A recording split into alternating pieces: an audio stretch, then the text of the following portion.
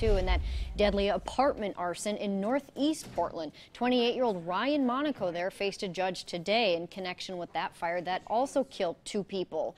He's charged with first-degree arson and aggravated murder. Court documents say the victims were roommates of his on-again, off-again girlfriend, and that he admitted to soaking her sofa in gasoline after the two had an argument. We're also learning more about one of the victims. His father, who you're looking at right there, was in court today. Our Tim Becker is live now and going beyond the headlines with all these new details. Tim?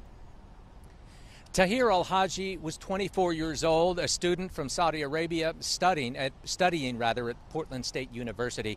Nobody here knew him better than Linda Duran, who paid her emotional respects right here just a couple of hours ago.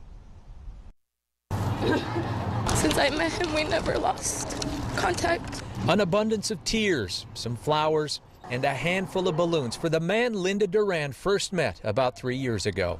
I'm still hoping, regardless, that he'll just call me and say, you know, it's funny, everyone thinks I'm dead, but I'm not. I'm here, and I just got lost like always, just for a couple days. She wants the world to know Tahir Al-Haji was a beautiful soul. If he had $2 in his pocket and you needed those $2, he would give them to you. But his mother is really, she wants to see him. She wants the body as soon as possible. Tahir's father made the trip from the Middle East to thank the court for seeking justice and to speed up the process of giving his son a proper burial back home where he grew up with a twin brother. He will be in our heart. I have 11 kids, not only one. I lost him, but he is in my heart, in the heart of his brothers.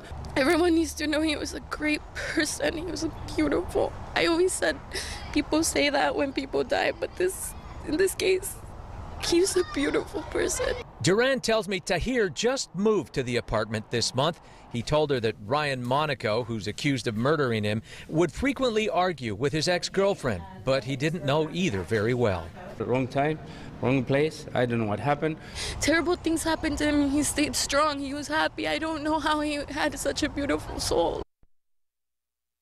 Well, just in the last few minutes, we have also learned the name of the second victim. He is 42-year-old Jason Miller. Live in Northeast Portland, Tim Becker, KOIN 6 News. Thanks for the update, Tim. Pretty sad. And we've been following this story as well as